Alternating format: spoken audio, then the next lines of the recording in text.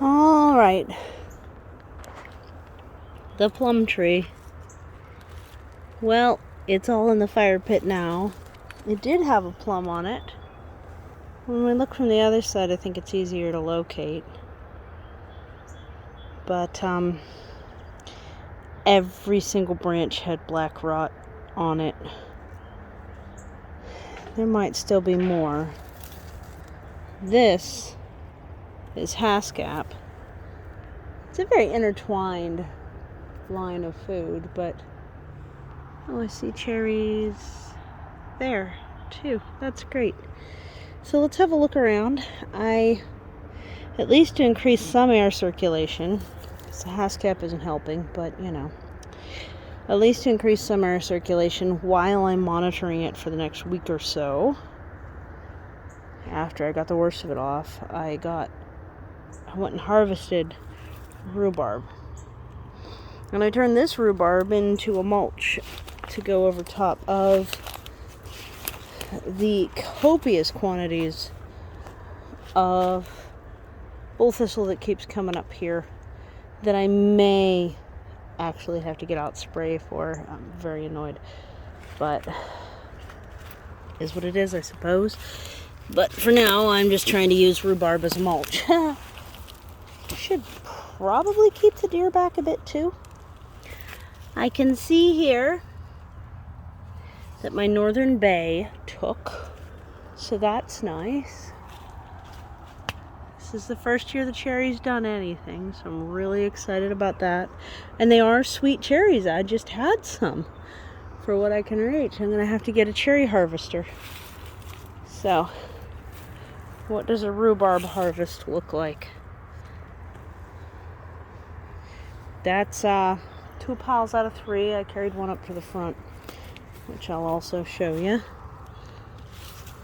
I'll have to show you the fire pit too, hopefully before it's too dark.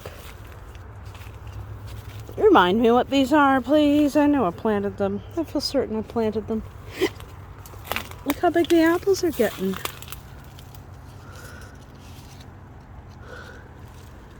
This is a columnar apple, and it has branched out, which it's really not supposed to do. I may have to trim it to keep it with enough space. My yostaberry's trying to spread, and I know somebody who might want it, so I think I might swap it out after it's done fruiting. It is going to fruit this year. The fruit quality is not better than clove currants, and clove currants are native. Got a mixture of massive Joe pie that's about half its height, as you can see, and big old tree lilies. The tree lilies back there are the yellow ones, and they get hidden every year, so that's a little sad. I need to plant something there someday.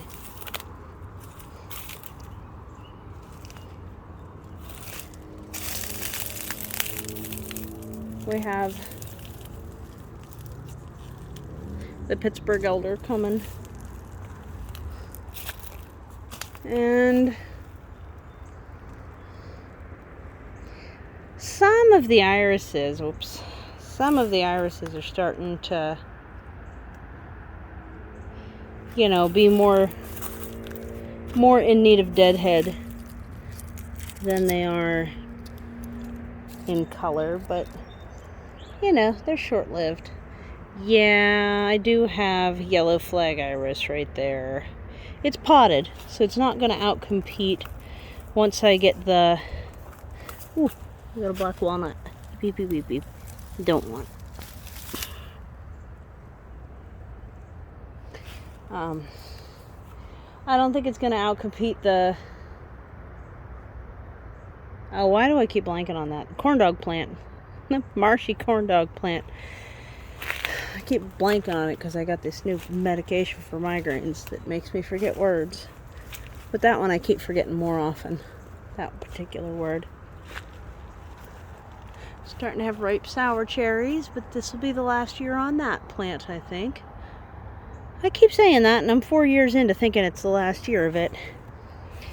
I do have one branch of the sour cherry It likes to reach out into the neighbor's yard though, so I'm gonna have to harvest that to get some of the weight off of it. I ended up accidentally ripping out a rhubarb crown, so I put it in the one pot where the tree had died in it. I have to extra water. This one's getting more dry. Don't know why, but it is. Oh, I did go last weekend, which was Memorial Day weekend, to my brother's camp. It's pretty new. It's not super new to him, but it's pretty new to him. And the native plants that I had to pull out because they needed to clean up some areas, I brought home. So I have heartleaf arnica. I have what I think is greenbrier gooseberry, and I may or may not keep this thorn apple. It's a hawthorn. But arnica is freaking exciting. I've been trying to get it started from seed. What I didn't realize is that apparently it loves shade, not sun. I remember reading it wanted sun, but it exclusively grows in the deep shade underneath the thorn apple canopies down there. And they said they also call the thorn apples hawthorn, but I'm not sure exact species, nor am I sure that that will live. It seems like the gooseberry's going to, and the arnica's rooting all. The gooseberry is like rootings. They are kind of stabby. That one is kind of stabby. But the arnica's doing real well. It'll have to get planted back in there though, because it needs like the deepest shade humanly possible. I'm fascinated because I just got such a poor germination rate on the sea kale seeds. So I guess it's good after all that I left all those flowers on. There's bees in the neighborhood, so I don't understand. Hopefully these are fertilized at least. I saw the bumblebees diving in these there. This is false indigo or baptisia, which is like the combination of the words Baptist and Tisha. Not edible, but nitrogen fixing. We have raspberries that are coming. This is so much better having these guards here so the deer aren't just eating them down to stumps. Which, once we round this corner, you'll see the stumps that the deer leave them at. For the thornless raspberries, typically. I have some shorter tree lilies getting up here. And one really tall one right there. It hasn't rained in a week and the rain barrels are almost empty. So, really hoping that it will. But so far, high and dry. We're about to see the high part as we come around this corner. I have to wade through the peonies here. There's a little trench to walk in, but whoop! Oh heck. But they have flopped. I saw a picture of someone taking like that like 20-inch wide burlap stripping and tying it so that it's like a bundle of flowers so they don't fall over. Might try that. Alright, so do you want to see the blackrot that I'm going to burn tonight? This is going to be a stinky fire, but whatever.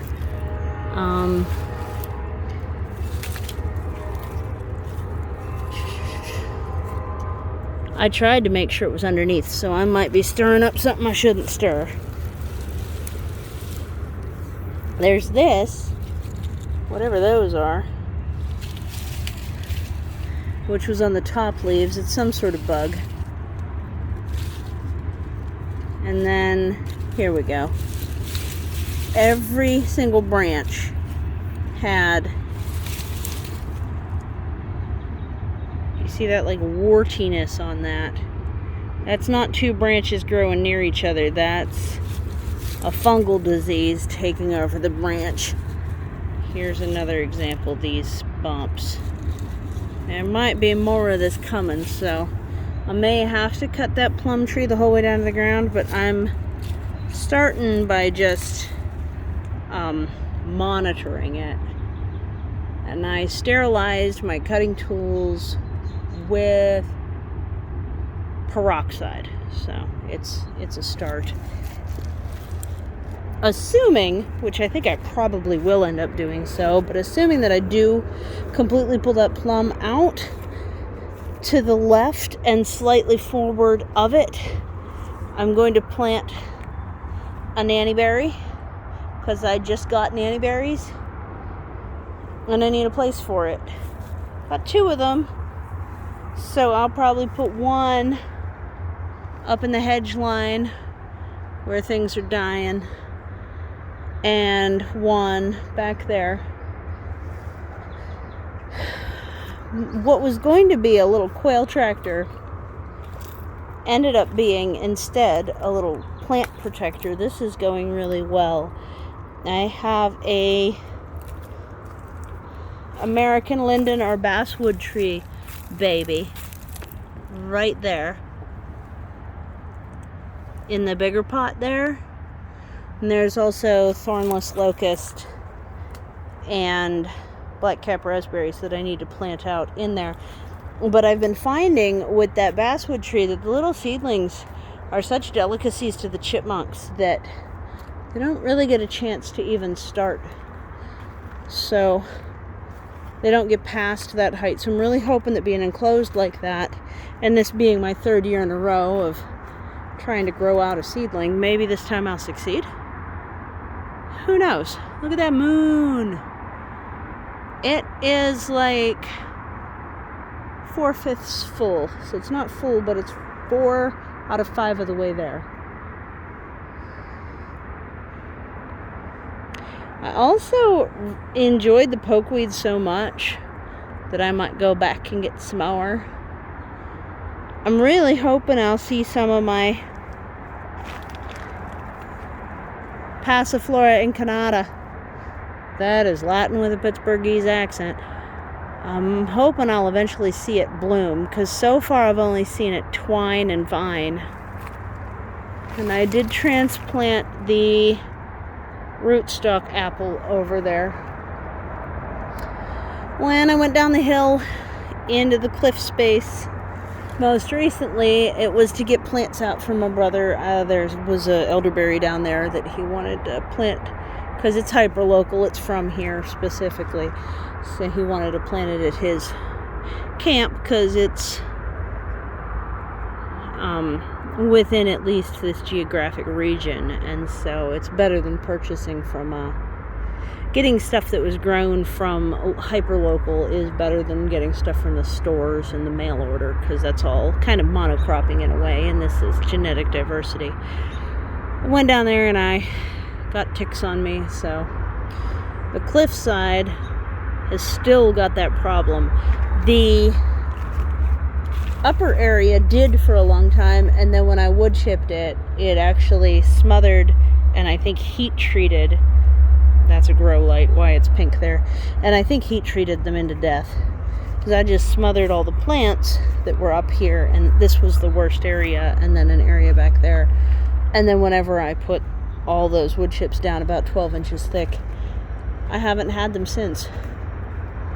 So yeah, here's hoping for rain. It's still supposed to be another 3 days before we get any, and it's getting close for a lot of things. I gotta figure out how to throw away a trash can, because this was the flow-through composter I made maybe like 8 years ago, and it finally collapsed on itself, broke down, and I had to cut the plastic free just to detach it from the porch. So now I got my new massive heckin' trash can there, and I gotta move a tire that I have stuff planted in, because I'd like to be able to get my tools through and store the trash there. We'll see. But changes. It's getting a little on the dark side, I would say. There's the sunset over there. I think you and Ian's were right. I think that, oh, whew, loud train is loud.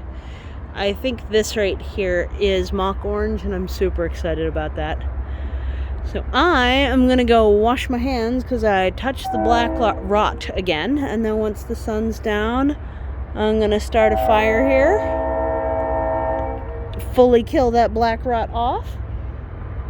Can't see it so well anymore because the trees are leafed out. Train is down there. If you look right here, once it goes by, you might see it. Unless it's going up the creek valley, and then you won't see it at all.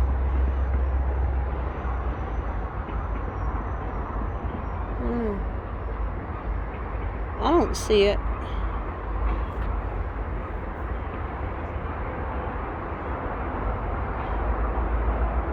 Yeah, I don't see it. I think it must be going up the creek valley, which it only does about once a week.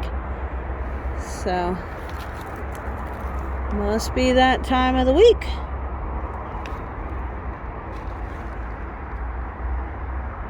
Alright, good night, moon. Good night, sparkly valley. And